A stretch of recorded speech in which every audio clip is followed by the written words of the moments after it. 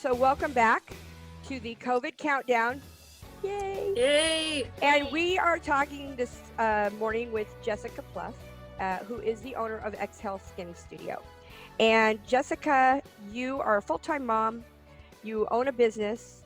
How has being you're having to close out your books for this 30 days affected you? And did you have a lot of cancellations prior to being forced to close? It kind of depends on the week. This has been the most stressful thing I think I've ever dealt with in my life. Really, the closer we got to, are we going to close? Are we going to be in quarantine? The more people started to cancel. I had no issues in the beginning. I had a completely full week about 2 weeks ago. I mean, I was booked. And just as it got farther out, people just kind of started, canceling, kind of dropping off. It with rebooking, and that's really the one like solid piece of advice that I want to give, is that do not wait for your clients to rebook. Hold their hand and to call them, text them, and do it yourself. Because if you just put out there, we're canceling, call to rebook, and that's actually what my doctor did. Your appointment is canceled, get it rescheduled. Okay, I'll get to it eventually. Like, it's not that important of an appointment. So whenever I get around to it, that's not how business for us works. So No. I call, hi, Mary, you are scheduled for Tuesday. Can I move you to this day on Tuesday? Mary thinks that's great. And then we chat. Really a big part of our industry is the relationship and not the business. And I think that we're all out there scrambling to sell gift certificates or to sell, facials to go, which I'm doing all of those things. But I think that the first thing is relationships. They need to know that you care. Mary, how are you doing? What's going on? How are your kids? Is your husband healthy? Because, whatever it is. And from there, when can you rebook? I think that relationships come first and business comes second. I agree. Yeah, and you know what, everybody, that's why, Jessica, your studio. Oh, what happened to Susan? We lost Susan. Oh, Susan, Susan, hopefully she can pop back on. I might have to send her another link. maybe you don't like my answer. Well, I don't think that's the case. Maybe she lost internet. She's in Lewisburg. Well, we'll get her back. But everybody should know that your skin studio was voted by Pitch Magazine as one of Casey's favorite in 2017, the best of skincare, and so such an accomplishment. And I believe, if I'm correct, that poll is driven by readers, not by advertisements. Correct. So readers nominate you in that. We got voted favorite spray tan spa studio in 2018 or 2019, and we don't even advertise with them. So they're a pretty cool magazine for that kind of thing. Right. And then, so that is some really good advice. Now, you and I had discussed earlier yesterday that, one of the things that we are in the fortunate position of is that, we have spouses that assist us and help us. But for that really young esthetician who's just come out of the gate, and I know you started when you were young. I came out of school where there wasn't an option. You went on commission only or you booth rented. Mm-hmm. And so for me, I just immediately jumped into booth rental right out of school at 20 years old. It was really a challenge, and I lived in a tiny town. Um, and it was a challenge. I had to work other jobs to support myself till I could establish myself. But what would you say to that new young esthetician that's not been out there very long, who's locked herself into a booth rental agreement, and now she's stuck? What would you say to her, to kind of encourage her? Well, I started in 2008, so this is my 12th year. And when I started, I mean, it was the middle of the recession. And I remember my first year, I bought a house with my husband, and the day that we closed on the house, I made $4. And so I went to the closing and I was like, I don't think we should buy this house. And he said, why? And I kind of looked at the table of real estate agents and closing people, and I said, because I just made $4. And their eyes all just were like, We're back. hi, welcome back. Welcome back. My internet went out. That's what I guessed it. We should have had a bet. I know, right? I said you didn't like my answer. No, I didn't. So Jessica was just telling me, and of course you'll catch it on the replay, about how when she first started out, she was faced with, her first day at the job, she made $4. What did you do for $4? Seriously, I have a question about that. Did you It like was pop a pimple, or right. is that Yeah, so and I not the think I term? did a brow wax. So that was like the brow wax, the commission, and then like the taxes. So I was Uh, making like $4 a brow wax, basically. Made $4, right? Yeah. Yes. yeah, So that's made. $4. Yeah. And so Yeah, really from there, I mean, it's a recession. Nobody's booking. People are laid off. I mean, it's similar to, I think, maybe what may be happening here. I don't know. I'm not an economist, but with that being said, you can only go up from here. It cannot get worse. Yes, we still have rent to pay. Yes, we still have clients to rebook. We're all in this together. It doesn't matter if you're $1 million business or if you made $4. So you can only go up. I think that it's important not to do like crazy specials and crazy discounts and things like that right now, because I think that people will begin to expect it. And I don't think that that's a good way to start business or to start building your business back up.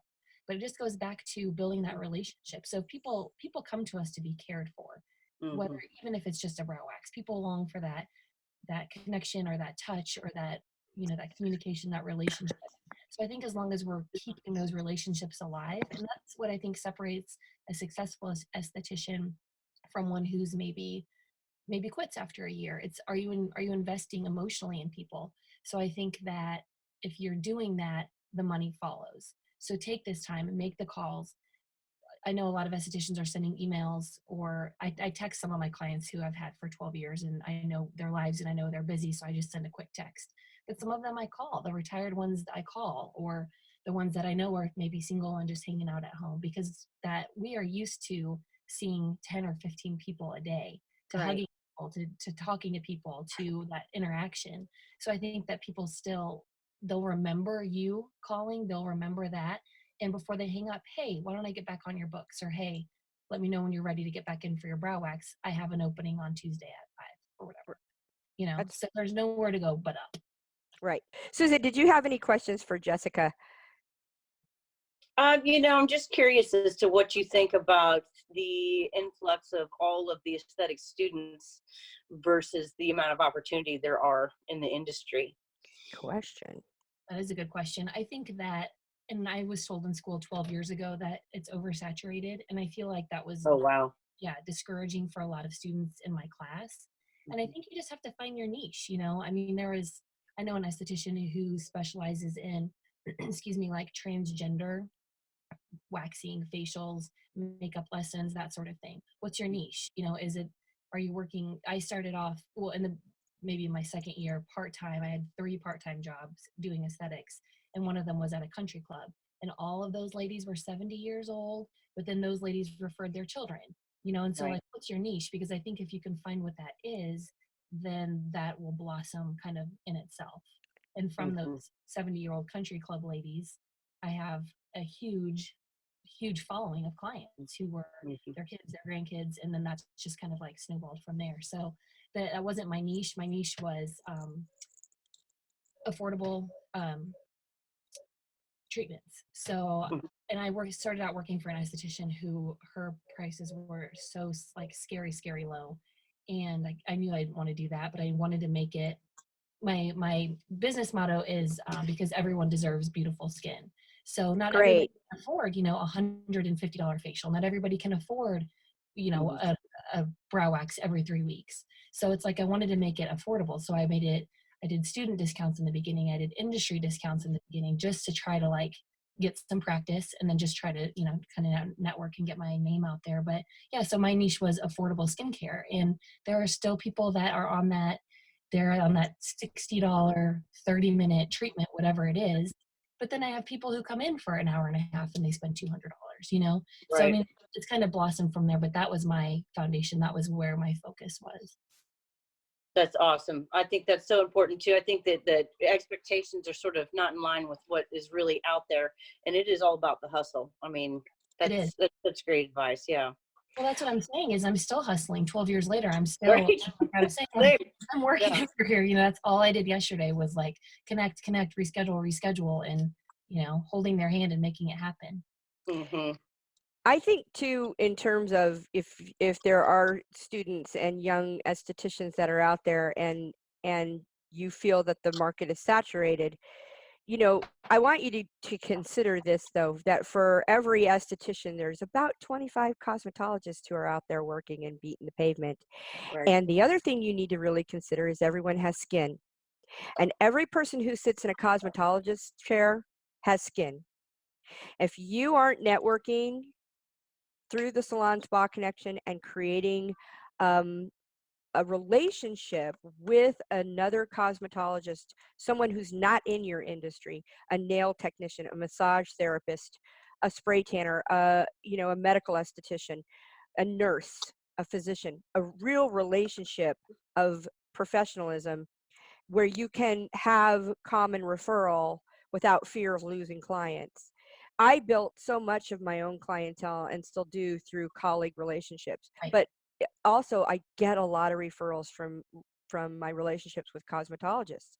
And so if you're out there discouraged that you think there's too many Estes on the market in relationship to cosmetologists, it's literally only 1%, 10% of Right. licensees are estheticians to Cosmos, and most of them that are out there working are doing well. They're sustaining their, and many of them are flourishing. Wouldn't you say, Susan? Oh, I would. And I would say that making skincare an essential service, as the young women grow up, and it's like, yes, you get your hair done and you also take care of your skin as well, which was not taught to me as a kid. Mm. Just making it part of the deal. This is part of how you take care of yourself. Yeah. Yeah. When I was growing up, it was novelty. We didn't even have the word aesthetics or Right. esthetician. We were Right. facialists, which that's just weird. And we were hairdressers or beauticians. We weren't Right. stylists. Now we're stylists. So, and I don't know how it was for you, Jessica, when you were growing up, what the emphasis on skincare, if it was a pretty recognizable field yet 12 years ago for you. It was luxury. It was Ah, you went to park salons for your birthday and you got it. oh, You know what I mean? It was just like it was luxe. But going back to the stylists, I have several stylists that just we've kind of just stumbled into it, but I do their facials and their clients start ah, saying, so it's like you're marketing, maybe you're not even in a salon, but it's I gave, Mary a facial, and maybe being intentional about it, I could have given Mary a discounted facial on her first time or not. It's up to you. And now, her name is Robin actually, and Robin has sent like 10 of her clients. And it's just been like, I wasn't even expecting that, and I don't have the capacity for that. So then I've sent them to Liz. Well, now Liz is, you know what I mean? So it's just this like snowball of referrals. And the girl who actually does my hair, you talk, stylists are chatters. Some estheticians are chatters. I'm a chatter. And my stylist, her name is Marianne. She talks, talk, talk, talk, talk. And I come in and I'm waiting for my appointment. Have you met Jessica? She does facials. Blah, blah, blah. And it's like my cards are on their stations, so that's a huge way to refer because they're not going to steal your clients. Maybe they'll wax their lip without, body something. da. But I mean, Let's face it, if you're sitting in that hair chair and you've got a mustache, it's please let her wax it. I'm okay with you waxing them, Susan. Really, I am. Yeah. So, Thank you.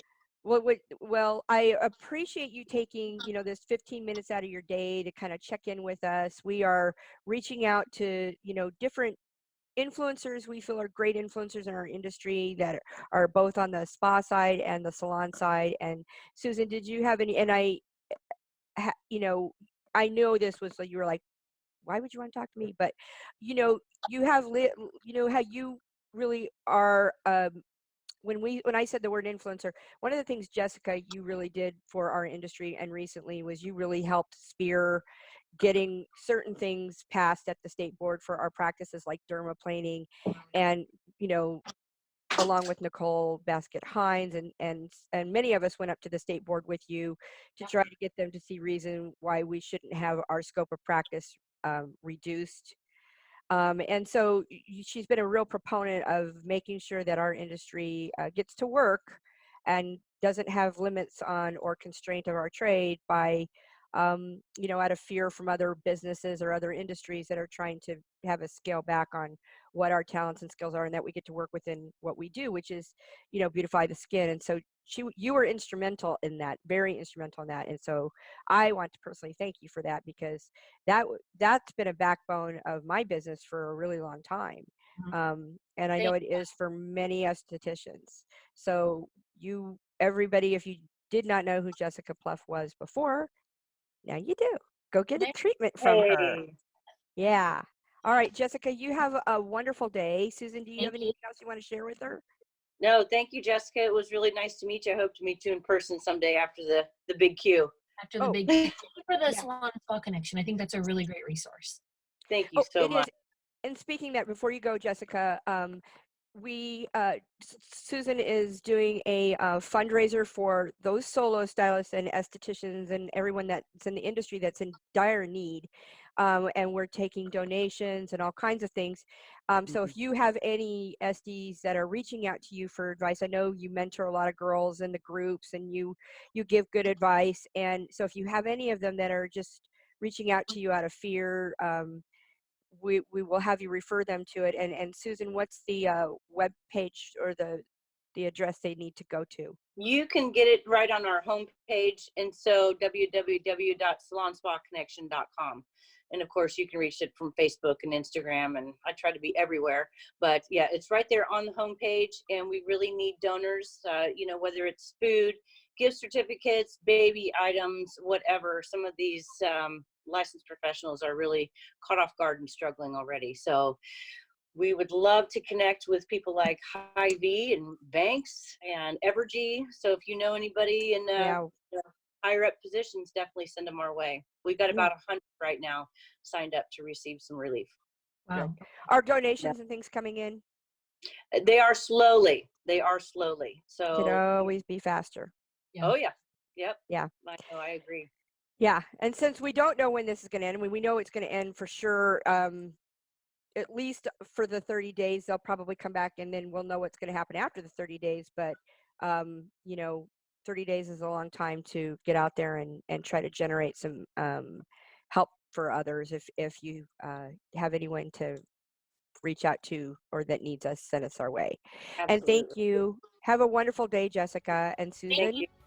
I'll talk to you tomorrow on another COVID countdown. Thank you. Thanks for having me. Hi, Jessica. You're welcome. Okay, have a wonderful day. You too.